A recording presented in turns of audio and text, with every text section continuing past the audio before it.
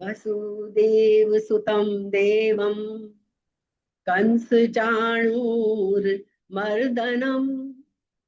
देवकी परमानंदम कृष्णं वंदे जगद्गुरु। जगद्गुरु श्री कृष्ण के चरणों में प्रणाम और आप सबको हृदय से नमन, शत शत नमन, जिनकी वजह से ये यज्ञ गीता का ये जो महायज्ञ हमारा चल रहा है, ये सब आप लोगों की वजह से, इसलिए आपको बहुत बहुत हृदय से नमन। गीता की महिमा। गीता हृदय भगवान का सब ज्ञान का शुभ सार है।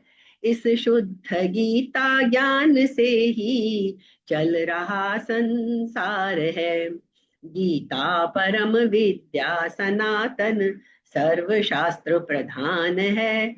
पर ब्रह्म रूपी मोक्षकारी नित्य गीता ज्ञान है।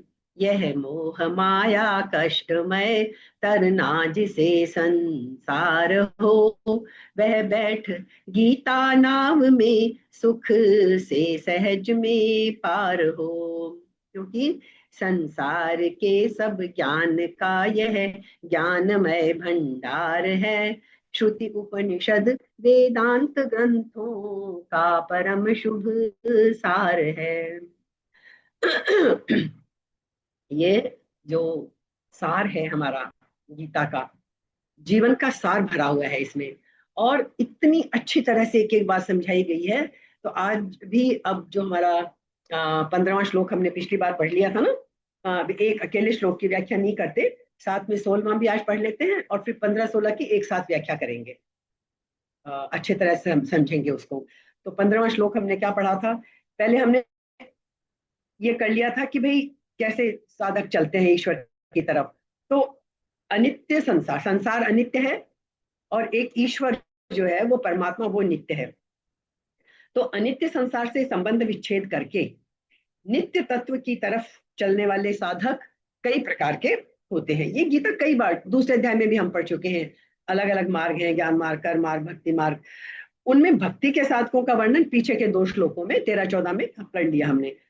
अब भक्ति के अलावा जो और दूसरी तरह के साधक हैं, जो दूसरे रास्तों से साधना के रास्ते पे चलते हैं, उनका वर्णन अब आगे के श्लोक में करते हैं। 15वां जो हमने पढ़ लिया था एक बार फिर देख लेते हैं। ज्ञान यज्ञेन चाप्यन्ने यजंतो मामुपासते एकत्वेन पृथक्त्वेन बहुधा विश्वतो मुखम। क्या कहा गया? कि अन्य ज्ञान यज्ञ ने, दूसरे साधक, भक्ति की बात कर ली, अब कह रहे हैं दूसरे साधक ज्ञान यज्ञ के द्वारा एक ही भाव से, एक ही भाव मतलब अभेद भाव से, ज्ञान वाले, ज्ञान मार्ग पे चलने वाले क्या कहते हैं? हम और ईश्वर अलग नहीं है। एक ही भाव से माम यजंत है, मेरा पूजन करते हुए उपासते, मेरी उपासना करते हैं। और अपि पृथक्त्वेन, अब कुछ और दूसरी तरह के भी लोग हैं जो अपने को पृथक मानकर विश्वतो मुखम, चारों तरफ मुख वाले मेरे विराट रूप की, भगवान का जो विराट रूप है, अर्थात संसार को मेरा विराट रूप मानकर। दूसरे एक लोग ऐसे भी हैं जो संसार को विराट रूप मानकर सेव्य सेवक भाव से हर जगह वो ईश्वर को देखते हैं और सेवा की भावना से, सेव्य और सेवक इस भाव से मेरी अनेक प्रकार से उपासना करते हैं। ये हमारा था 15वां श्लोक। तो जैसे हमने देखा था कि भाई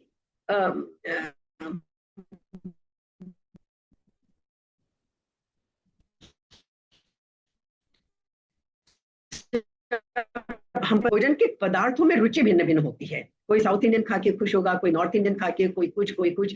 तो तृप्ति सबकी एक सी होगी, भूख सबकी एक सी है, लेकिन वो भूख मिटाने का जो तरीका है, भोजन के पदार्थ जो है, वो उसमें रुचि अलग अलग होती है। ऐसे ही इस परिवर्तनशील अनित्य संसार की तरफ लगे हुए लोग कुछ भी करते हैं पर उनकी तृप्ति नहीं होती। लेकिन जब वो संसार से विमुख होकर परमात्मा की तरफ चलते हैं, तो परमात्मा की प्राप्ति होने पर उन सब की तृप्ति हो जाती है। लेकिन होता क्या है कि उस परमात्मा की तरफ चलने के लिए, जब भोजन के लिए सब अलग अलग तरह का भोजन खाकर अपनी तृप्ति करते हैं, ऐसे ही परमात्मा की तरफ जाने के लिए रास्ते अलग अलग हैं। उनकी रुचि, योग्यता, श्रद्धा, विश्वास, ये सब इंसानों के भिन्न भिन्न होते हैं। इसलिए उपासनाएं भी भिन्न भिन्न होती हैं। ईश्वर को कोई किसी तरीके से भजता है, कोई किसी तरीके से भजता है। क्यों? कि सबकी रुचि अलग है, सबकी योग्यता अलग है, सबकी इच्छा अलग है, सबका विश्वास अलग है। इसलिए ये सब भिन्न भिन्न है, तो रास्ते भी अलग अलग है। जैसे कोई सा भी खाना आप अपने रुचि का खाया, भूख तृप्ति तो होगी। किसी भी रास्ते से हम चले, ईश्वर तो मिलेगा, पर हमें चलना अपने तरीके से और सही चलना पड़ेगा। तो यहाँ क्या कहा? ज्ञान यज्ञेन चाप्यन्ने च अपि अन्ये। चाप्यन्ने में क्या है? 3 शब्द हैं। च अपि अन्ये यजंतो माम माम उपासते एकत्वेन।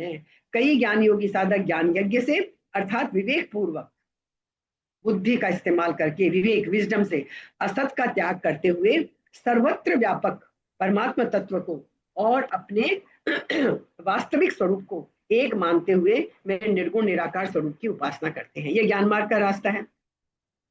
इस परिवर्तनशील संसार की कोई स्वतंत्र सत्ता नहीं है, क्योंकि ये संसार तो अभाव रूप से है हमेशा ही। ना सतो विद्यते भावो, ना भावो विद्यते सतः। तो ये तो हम अच्छे से जान चुके हैं अब तक गीता पढ़ पढ़ के। तो क्या कहते हैं कि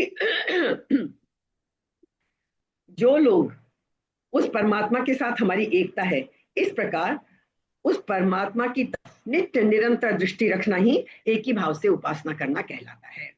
यहाँ यजंत पद आया ना, यजंत है माम उपासते, उसके भीतर केवल परमात्मा तत्व का ही आदर है, यही उनकी पूजा है। वो और कोई पूजा वूजा नहीं करते, विधि विधान की जरूरत नहीं होती। बस उनकी एक ही बात रहती है दिमाग में कि सबके भीतर ये परमात्मा तत्व ही है, उसी का वो आदर करते हैं। लेकिन कुछ और भी लोग हैं जिनका जिक्र यहाँ किया है, पृथक्त्वेन बहुधा विश्वतो मुखम। ऐसे ही कई कर्मयोगी साधक हैं, वो अपने को सेवक मानते हैं और संसार को, पूरे संसार को भगवान का विराट रूप मानकर अपने शरीर, इंद्रियां, मन, बुद्धि, सब क्रियाओं से और अपने सब पदार्थों को संसार की सेवा में ही लगा देते हैं। इन सबको सुख कैसे हो सकता है, सबका दुख कैसे मिटे, इनकी सेवा कैसे बने, बस उनकी यही इच्छा रहती है कि किसी तरह मैं सबकी सेवा करूं, किसी का दुख मिटाऊं, किसी को सुख पहुंचाऊं। इस तरह से वो अपने तन मन धन से जनता जनार्दन की सेवा में ही लगे रहते हैं, और भगवत कृपा से उनको पूर्णता की प्राप्ति हो भी जाती है। तो एक मार्ग ये हो गया। अब बात वही आती है घूम फिर के, सभी साधक अपनी रुचि, अपनी योग्यता, अपनी श्रद्धा और अपने विश्वास, इसके अनुसार अलग अलग साधनों से जिसकी भी उपासना करते हैं, वह भगवान के समग्र रूप की ही उपासना होती है। अब आगे 16वां श्लोक भी हम पढ़ लेते हैं। समग्र रूप, ईश्वर का समग्र रूप, वो समग्र रूप का वर्णन 16वें से 19वें श्लोक तक ईश्वर ने किया है। कृष्ण ने यहाँ पर 16, 17, 18, 19 4 श्लोकों में वो ईश्वर का समग्र रूप क्या है, जो हम कहते हैं समग्र रूप, समग्र रूप, सब कुछ में ईश्वर है, सब कुछ ईश्वर है, वो ईश्वर का समग्र रूप क्या है। तो ये 16, 17, 18 और 19 इसमें कृष्ण ने अर्जुन को ये सारी रूप समझाए। अभी हम 16वां श्लोक पढ़ेंगे और 15 और 16 की फिर व्याख्या समझेंगे।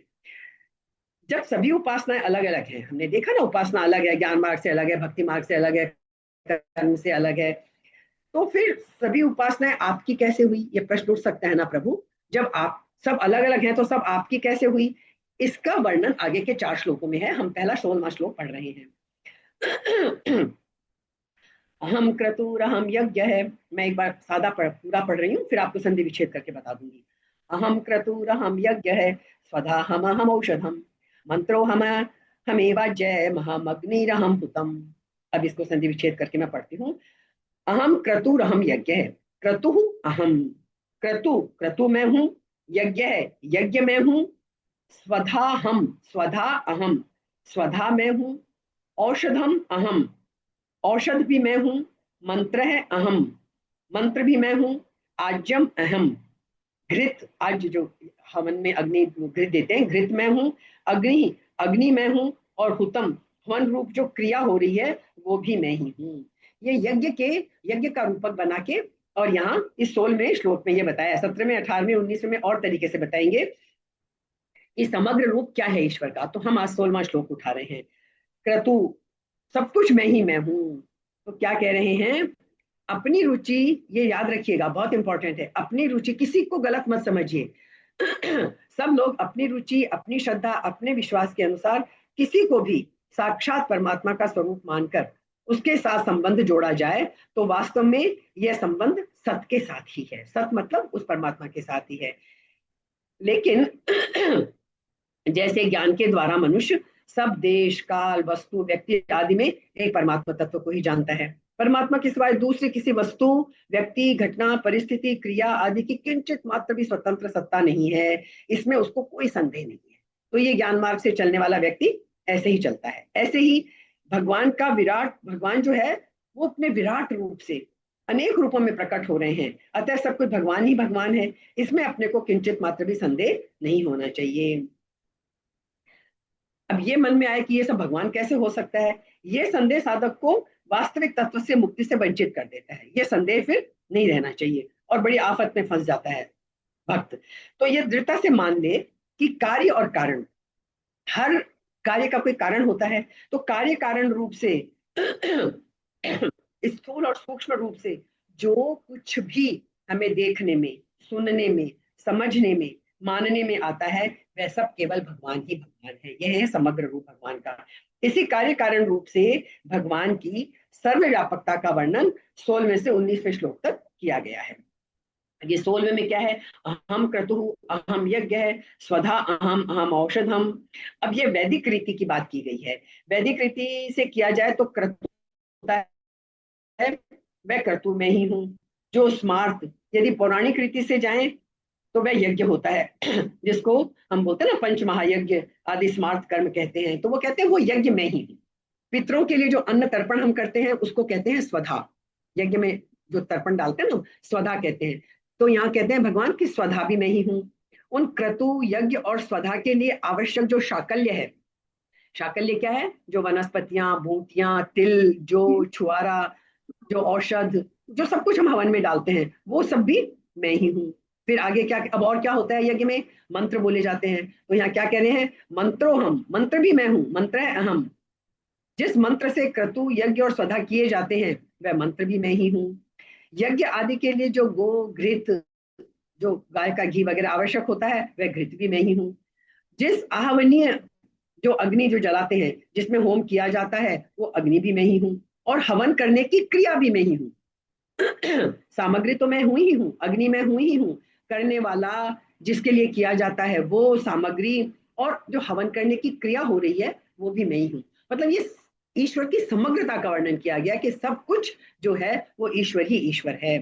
वेद्यम पवित्र ओंकारम ऋक् साम यजुर्वेद विचय, मतलब जो कुछ भी है, ऋग्वेद, सामवेद, यजुर्वेद, सब कुछ मैं ही हूँ। यज्ञ, दान, तप, ये जो सब कुछ भी है, सब कुछ ईश्वर कहता है मैं ही, मैं हूँ, मैं ही हूँ। इसी का यहाँ पे वर्णन सारा किया गया है। अब हम इसको 15वें और 16वें को, इनको हम थोड़ा अच्छी तरह से समझते हैं। समग्र रूप की जो बात हमने की, तो अब हमने दोनों श्लोक देख लिए। अब हम ये समझें कि मार्ग, बात हमें वो समझनी है। अब हम अपने काम की बातें निकालते हैं। मार्ग तो बहुत सारे हैं, जैसे हमने देखा ना, ज्ञान से, भक्ति से, कर्म से, कैसे भी। लेकिन गंतव्य, मंजिल एक है। मंजिल एक है। एक मंजिल तक पहुंचने के लिए रास्ते अनेक हैं, यात्रा के पथ अनेक हैं, यात्री भी बहुत सारे हैं, यात्रा की विधियां भी बहुत हैं। कोई कार से जाएगा, कोई पैदल जाएगा, कोई फ्लाइट से जाएगा, रास्ता भी कोई दूसरा लेगा, कोई लंबा लेगा, कोई छोटा लेगा, मतलब अलग अलग है, लेकिन पहुंचना सबको वो एक ही है, गंतव्य सबका एक ही है, मतलब वो उस ईश्वर की प्राप्ति ही है। लेकिन परमात्मा तक पहुंचने के लिए दो व्यक्तियों के मार्ग एक से नहीं हो सकते। ऐसे तो हम बोलते ही हैं कि तीन मार्ग हैं, तो कोई ज्ञान से चलेगा, कोई भक्ति से, लेकिन फिर भी सब में थोड़ा थोड़ा थोड़ा थोड़ा फर्क रहेगा। और क्यों रहेगा, कोई दो व्यक्ति दुनिया में एक से नहीं है। इसलिए कभी भी ये नहीं सोचना चाहिए कि जो मैं कर रहा हूं वैसा का वैसा ही कोई दूसरा करे। दूसरा जब भी उसको करेगा, चाहे वो बिल्कुल वैसे का वैसा कॉपी करे, तो भी उसमें उसका अपना व्यक्तित्व तो शामिल होकर उसमें कुछ भिन्नता आ ही जाएगी। इसलिए परमात्मा तक पहुंचने के लिए दो व्यक्तियों के एक ही मार्ग हो ही नहीं सकता, असंभव है। क्योंकि दो व्यक्ति भिन्न हैं, वो जो भी करेंगे भिन्न होगा, जैसे भी करेंगे भिन्न होगा। और एक बात, खास बात है, हम यात्रा शुरू करते हैं सब, लेकिन मैं यात्रा वहीं से शुरू करूंगा जहां मैं हूं। पहुंचना है हमें, समझ लीजिए दिल्ली सबको, मैं अपने स्थान से पहुंचूंगी, आप अपने स्थान से पहुंचेंगे। कोई यूएस में बैठा है, कोई पूना में बैठा है, कोई जयपुर बैठा है, कोई दिल्ली में, कहीं एनसीआर में कहीं बैठा है। मतलब हमारी यात्रा वहां से शुरू होगी ना जहां हम हैं। अब हम कहाँ हैं पता नहीं, पिछले जन्मों से हम कितना कितना आगे बढ़ गए हैं, कौन कहाँ स्थिति है उसकी, इसलिए सबकी यात्रा अलग है। हम यात्रा वहीं से शुरू करेंगे जहां हम हैं। हमारा स्टार्टिंग पॉइंट एक हो ही नहीं सकता, क्योंकि हम कहाँ कहाँ तक पहुंच गए हैं, सबकी हमारी अपनी यात्रा चल रही है और हम एक जगह खड़े नहीं हो सकते। लेकिन यात्रा का अंतिम पड़ाव हमारा सबका एक हो सकता है। सबको उस एक पर्टिकुलर पॉइंट पे पहुंचना है। यात्रा का अंतिम पड़ाव, मंजिल एक हो सकती है, प्रारंभिक बिंदु सबका अलग होगा। ठीक है। तो लेकिन जब तक मैं व्यक्ति हूं, तब तक मैं जो भी करूंगा वो भिन्न होगा, दूसरे व्यक्ति से भिन्न होगा। यदि ऐसा समझ लें तो ये धर्म के नाम पे जो इतने खून खराबे हो रहे हैं दुनिया में, ये होने ही बंद हो जाए। ये जो बेकार का द्वेष भर गया है ना, कि मैं जहां से चल रहा हूं, मैं जिस रास्ते जा रहा हूं, मैं जो सोच रहा हूं, मेरी जो विधि है, बस वही सही है। ये जो हमारी सोच है, इसी की वजह से धर्मों में झगड़े हो रहे हैं।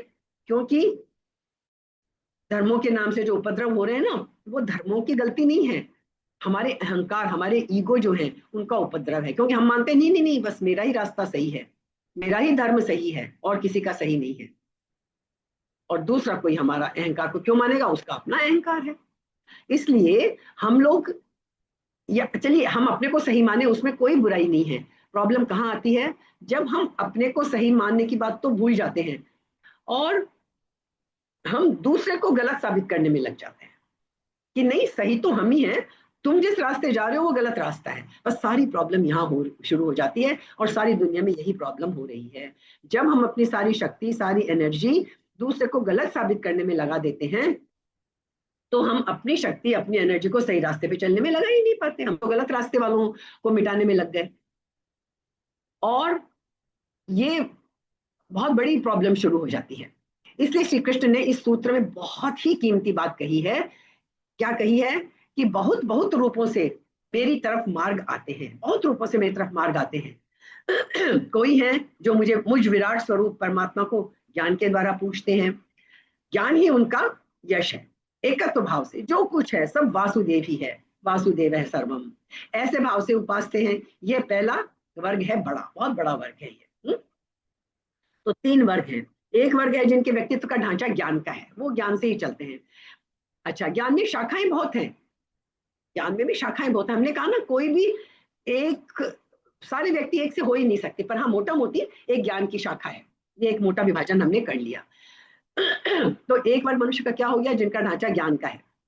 ऐसा व्यक्ति जानने को आतुर होता है, उसको हमेशा जानने की इच्छा रहती है ईश्वर क्या है। वो जानने के लिए, जिज्ञासा की पूर्ति के लिए वो अपना जीवन भी गंवा सकता है। उसको जानने में बड़ा रस आता है, क्या है ईश्वर, कैसे क्या है। वो एक छोटी सी चीज जानने के लिए भी कुछ भी कर सकता है, लेकिन जानने की दिशा में ही चलेगा। तो जानने की दिशा में जो चलेगा वो अंत में क्या पाएगा, एक ही शेष रहा, ना मैं अलग हूं ना वो ईश्वर अलग है, एक ही है। क्यों होता है ऐसा, इसे हम थोड़ा समझे। क्या होता है, जब भी हम कुछ जानते हैं तो जानने की घटना में तीन हिस्से टूट जाते हैं। जानने वाला अलग हो जाता है, जिसे जान, जैसे बोलते हैं ना हम, ज्ञेय, ज्ञाता और ज्ञान। जानने वाला अलग हो जाता है, जो ज्ञान को अनुभव कर रहा है, ज्ञाता है। जिसे जानता है वह जानने जाने वाली चीज अलग हो जाती है। मुझे किसी चीज को जानना है, मानो ईश्वर को जानना है, और दोनों के बीच जो संबंध है वो ज्ञान का है, ज्ञान गठित हो जाता है। तो ज्ञान तीन हिस्सों में टूट गया, ज्ञाता, ज्ञेय और ज्ञान। लेकिन ज्ञानी की आकांक्षा क्या रहती है हमेशा, कि वह किसी चीज से, वो बाहर से नहीं जानना चाहता, में संतोष नहीं होता उसका। ज्ञान के रास्ते चलने वाले का मन होता है पूरी चीज को अंदर तक जाके। इसीलिए जब ज्ञानी व्यक्ति, जब तक ईश्वर के अंदर तक ना पहुंच जाए, ईश्वर के साथ एकत्व स्थापित ना कर ले, उसको तसल्ली नहीं होती। वो खाली जानने से खुश नहीं हो जाता कि हाँ मैंने जान लिया ईश्वर क्या है। वो लगता है जब तक मैं खुद ही ईश्वर ना हो जाऊं, जब तक मैं ईश्वर स्वरूप ही ना हो जाऊं, पूरी दूरी मेरी खत्म हो जाए, तब मैं अच्छी तरह जान पाऊंगा कि ईश्वर क्या है। ये रहता है ज्ञानी का तरीका। ठीक है ना। इसलिए ज्ञानी की आत्यंतिक खोज इस बात के लिए है कि कब मैं उसके साथ एक हो जाऊं, तभी जानूंगा कि मैंने ईश्वर को जान लिया। जैसे आपने बर्टन रसेल का नाम सुना होगा। उन्होंने ज्ञान के दो हिस्से किए, वो ठीक ही है। एक तो है ज्ञान जिसे हम कहते हैं एक्वेंटेंस, परिचय, और एक होता है वस्तुतः ज्ञान जिसे हम कहते हैं नॉलेज। परिचय का मतलब क्या है, बाहर बाहर से हमने किसी चीज को जान लिया। और ज्ञान का मतलब होता है भीतर से, अंदर से वो ज्ञान। तो एक तरह से हम कहें तो विज्ञान जो है वो तो परिचय है।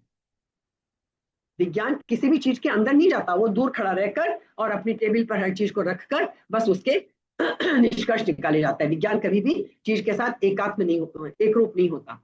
एक रूप हो जाए तो विज्ञान का काम ही खत्म हो जाएगा। विज्ञान तो हर चीज की चीर फाड़ करने में उसमें लगा रहता है। तो देख लिया हमने, ज्ञान एक दिशा है। ज्ञान के बहुत रूप होते हैं, लेकिन मोटे अर्थों में मनुष्य का एक विभाजन है कि वो ज्ञान के रास्ते चलते हैं। दूसरे का मार्ग कभी भी समझ में नहीं पड़ता, लेकिन समझदार उसी का नाम है जो दूसरे के मार्ग को भी होने की सुविधा दे। भाई ठीक है, मेरी समझ के हिसाब से मेरा रास्ता सही है, तुम्हारी समझ अपनी है, तुम्हारा रास्ता भी सही है ना। तो जैसे ज्ञानी है, वो किसी को देखेगा कि मगन होके कोई नाच रहा है, कीर्तन कर रहा है, आंखों से आंसू बह रहे हैं, उसे लगेगा ये क्या हो रहा है, ऐसे कैसे ईश्वर मिलेगा। ईश्वर को तो जानना पड़ेगा, समझना पड़ेगा, ईश्वर के साथ एक होना पड़ेगा। लेकिन जो उपद्रवी होगा वो तो यहाँ बस बहस में लग जाएगा, ये तुम क्या कर रहे हो, इससे कैसे ईश्वर मिलेगा। लेकिन जो समझदार होगा वो सोचेगा नहीं, इनका भी रास्ता हो सकता है। आज ये इतने भाव में नाच रहे हैं, इनके आंसू निकल रहे हैं, ये अपने आप की सुध बुध भूल गए हैं, जरूर कुछ तो है। ठीक है, इनका रास्ता अलग है। तो ये पहला विभाजन ज्ञान का हो गया। लेकिन जब भी कोई अपने विभाजन के आर पार जाने लगता है, तो वो क्या करता है, दूसरों को नुकसान पहुंचाना शुरू कर देता है। नहीं, तुम गलत हो, तुम गलत हो, ये बात गलत है। दूसरों के मार्गों को विचलित करना अनुचित है। तो बहुत बार ज्ञान के मार्ग पर चलने वाले लोगों ने भक्ति के मार्ग पर जाते हुए लोग में बड़ी बाधाएं खड़ी कर दी, बड़ी अड़चने पैदा कर दी अनजाने में ही, क्योंकि उन्हें इतना विश्वास था अपने ज्ञान मार्ग पर। तो वो कहते थे कि नहीं, तुम जो कर रहे हो वो ठीक नहीं है, ये ठीक नहीं है। इसलिए उन्होंने इस तरह का किया, सामने वाला कंफ्यूज हो गया, भाई ये तो बड़े ज्ञानी है, कह रहे हैं तो सही कह रहे होंगे। तो श्री कृष्ण कहते हैं कि ये जो पहली उपासना है, ज्ञान यज्ञ का पूजन करने वाले जो लोग हैं, वो एकत्व भाव से जो कुछ है परमात्मा है ऐसी प्रतीति में रमते हैं, यही उनकी उपासना है। वे मुझे सभी में खोज लेते हैं। ज्ञान मार्गी कण कण में भगवान को खोज लेता है, सभी में मुझे देख लेते हैं। वो सब पर्दों को हटा देते हैं और पर्दों के भीतर जो छुपा है उसकी झलक पा लेते हैं। तो अब क्या है, ये बात तो समझ में आ गई हमें, ये ज्ञान मार्ग की, है ना।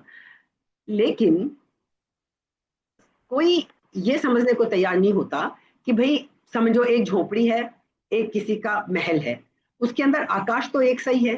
किसी को लगेगा कि झोपड़ी का आकाश अलग और महल का आकाश अलग है, आकाश तो सब में एक ही है।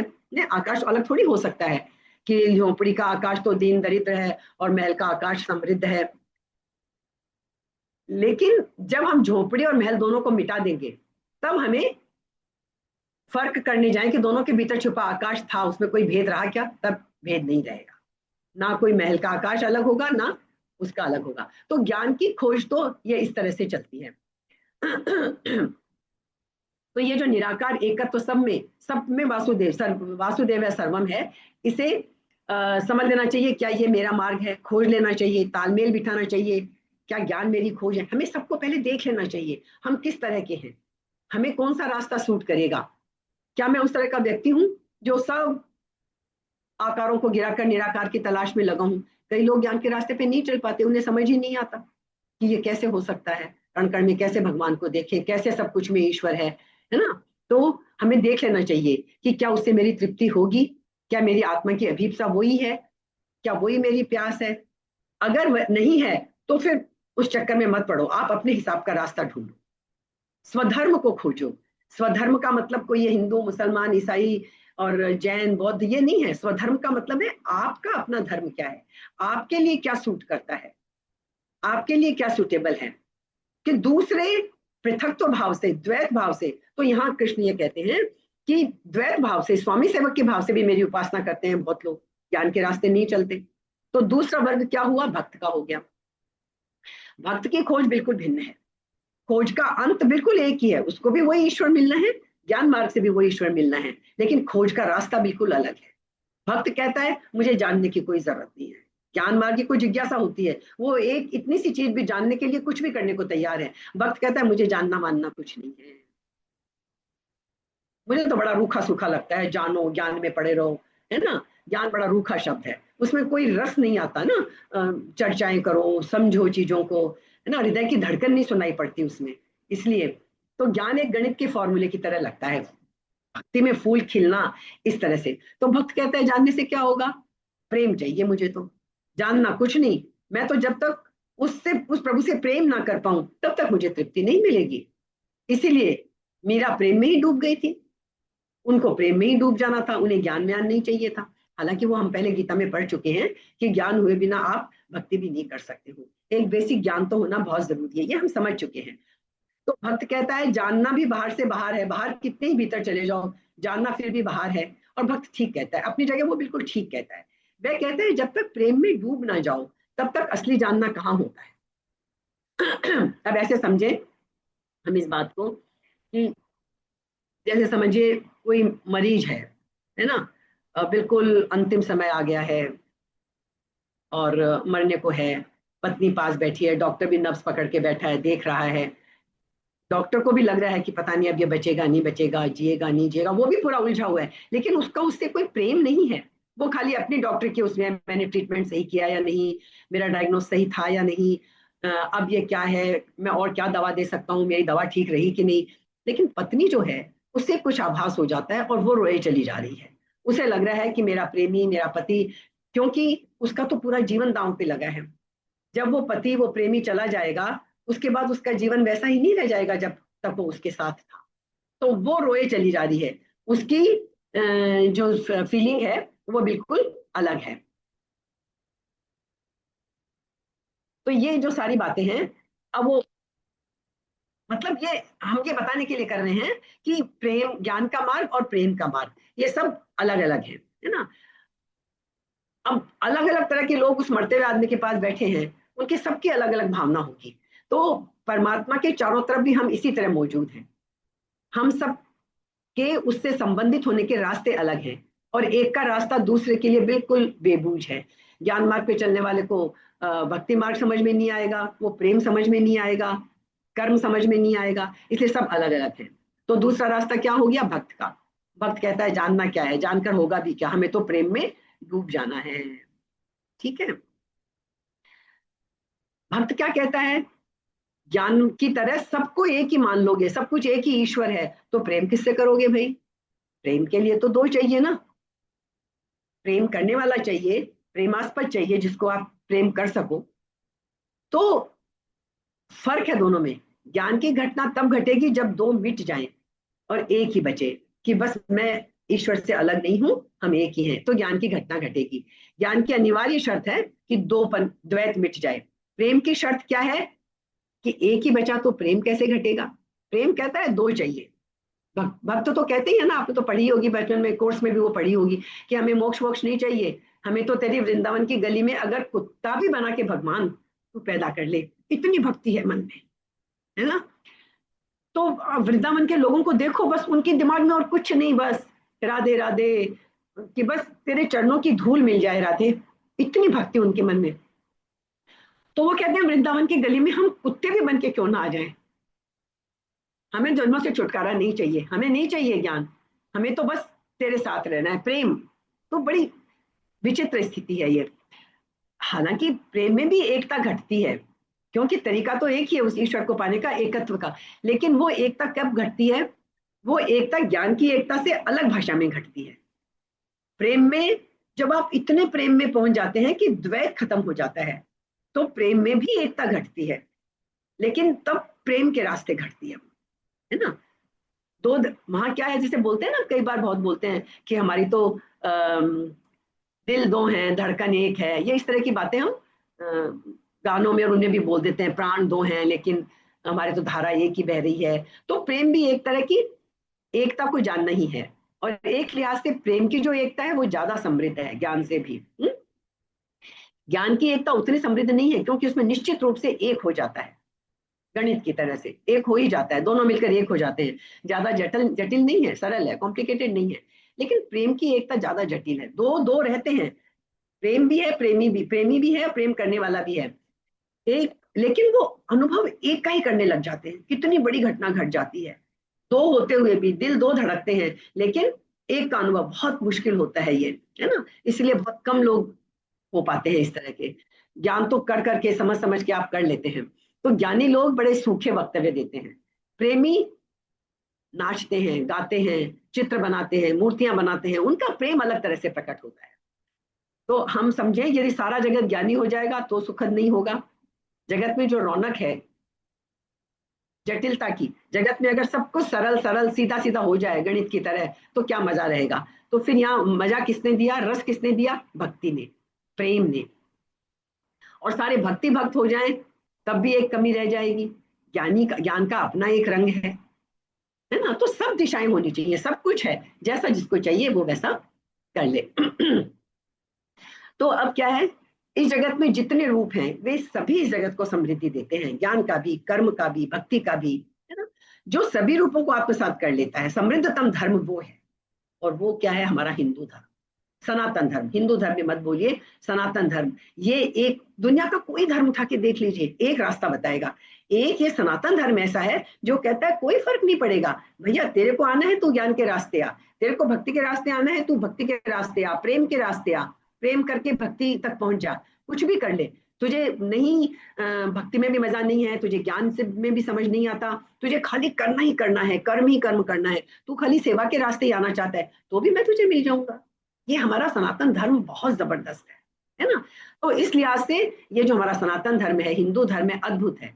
वह सभी मार्गों को आत्मसात कर लेता है, ज्ञानी को ज्ञान का मार्ग दे देता है, भक्ति भक्त को भक्ति का मार्ग दे देता है। बाकी कोई धर्म ऐसा नहीं है। जैसे एक जैन का ही ले लीजिए, जैन धर्म है, वहां भक्ति का कुछ नहीं है। महावीर ने ज्ञान से पाया।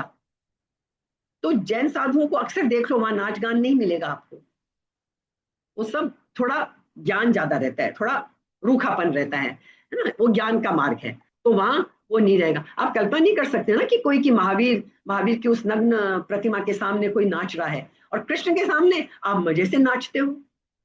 कृष्ण की मूर्ति के सामने वहां प्रेम ही प्रेम बहता है, महावीर के सामने, बुद्ध के सामने खड़े होकर आप नाचोगे नहीं। ठीक है ना। तो बस तरीका ही अलग है ना। अब कोई ज्ञानी को आप कृष्ण के मंदिर में ले जाएं तो उसे लगेगा ये क्या कीर्तन कर रहे हैं, हरे कृष्णा उछले जा रहे हैं, नाचे जा रहे हैं, आंखों से आंसू बह रहे हैं, उसको बड़ा अजीब सा लगेगा। तो ये सब भाषाएं हैं, एक तरह की अलग अलग भाषाओं का भेद है। भक्त की जो भाषा है वह दो को स्वीकार करके चलती है, सारे जगत को दो में तोड़ देती है, एक तरफ भगवान को रखती है, एक तरफ भक्त को, और संबंध निर्मित करती है अपने। श्री कृष्ण कहते हैं, और दूसरे हैं जो पृथक भाव से मेरी उपासना करते हैं, जो कहते हैं कि मुझसे, कि हम तुमसे अलग हैं, वो ज्ञान मार्ग है। और इसलिए वो कहते हैं कि एक होने का मजा तभी आएगा जब हम तुमसे अलग हैं। तो ये भक्त के विरोधाभास को ठीक से समझ लेना चाहिए। वो दो इसलिए नहीं समझता कि उसको ईश्वर से मिलना नहीं है, वो ऐसी स्थिति में पहुंच जाता है जब वो एक ही हो जाता है ईश्वर के साथ। भक्त कहता है हम तुमसे अलग हैं, क्योंकि अलग है तभी तो मिलने का मजा आएगा, एक ही है तो भाई मिलना कहाँ। वो मिलन का जो मजा है वो तो तभी आएगा जब दो होंगे। नदी को समुद्र से मिलने की बहुत चाहत है, लेकिन यदि हम कहें कि नदी को कि तुम समुद्र ही तो हो, समुद्र का ही तो पानी उठ के भाप बना, भाप बना, बादल बने, बरसा, तुम में आया, तो तुम समुद्र ही तो हो। नदी कहती है ये सब ज्ञान मुझे नहीं चाहिए, मुझे तो उफनते हुए, दौड़ते, भागते, और अपने जो समुद्र में वो अपने प्रियतम को देखती है, मुझे तो उससे जाके मिलना है, रास्ते की सारी बाधाएं तोड़ते हुए, मुझे तो उसका आनंद उसी में है, नदी नदी का। तो नदी दौड़ती है सागर की तरफ, वो एक मिलन होगा, वो एक घटना होगी, और उसका उसी में आनंद है, पैदा उसी से हुई है। चाहे ज्ञानी कहेगा अरे बेकार, क्या इतना कोशिश कर रहे हो, इतनी दौड़ धूप की जरूरत ही नहीं है, तुम यहीं बैठे हो, यहीं समझ लो सब कुछ, तुम समुद्र ही हो, तुम यहीं पे बैठी। नदी नहीं मानेगी, वो कहेगी रहने दो, मुझे तो जो मिलन का आनंद है वो लेना है। तो भक्त वो कहता है ना। तो ये सारे धर्म अलग अलग हैं, सब में अलग अलग है। वेदांत की बड़ी गहरी बात, सूफी धर्म जो है, सूफी में भी आप जानते हैं, तो भक्त की दृष्टि अलग है, ज्ञानी की दृष्टि अलग है। सब कोई, मतलब जो भक्त है इसकी खोज का तारा है प्रेम। वो कहता है प्रेम काफी है, जानने की कोई जरूरत नहीं है, प्रेम में लीन हो जाना सार्थक है।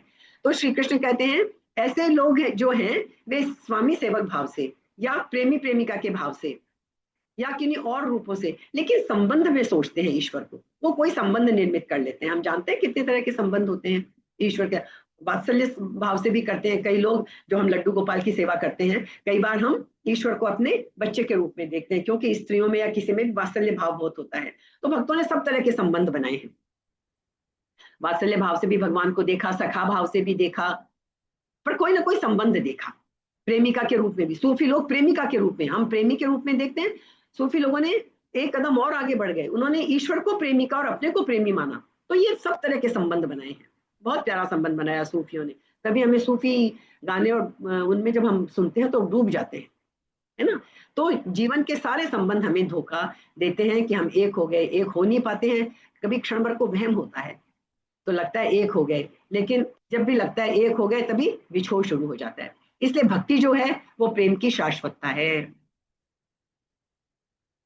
प्रेम से क्षण का संबंध नहीं मिल सकता है, प्रेम जब भक्ति में कन्वर्ट हो जाती है तो फिर वो शाश्वत संबंध हो जाता है। तो वो जो झलक हमें मिलती है प्रेम में, वो हमें ऊपर उठाती है। उस लेकिन कोई उस झलक में ही रह जाए तो फिर वो खो जाता है, फिर वो बहुत ऊपर नहीं उठ पाता। ठीक है, ये हमने दो तरह के लोग देखे। एक तीसरे कृष्ण कहते हैं, वो भी हैं जो बहुत प्रकार से मुझे उपासते हैं। ये तीसरे लोग मूलतः कर्म से संबंधित होते हैं।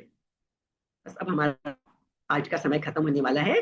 तो हमने प्रेम का देख लिया, ज्ञान का देख लिया, मतलब ज्ञान मार्ग देख लिया, भक्ति मार्ग देख लिया। अब हम कर्म मार्ग और देख लेंगे, और उसके बाद हमें ये सोचना होगा कि हम किस तरह के लोग हैं, हम खुद कैसे हैं, और हमें अपने लिए वो रास्ता ढूंढना पड़ेगा। यदि हम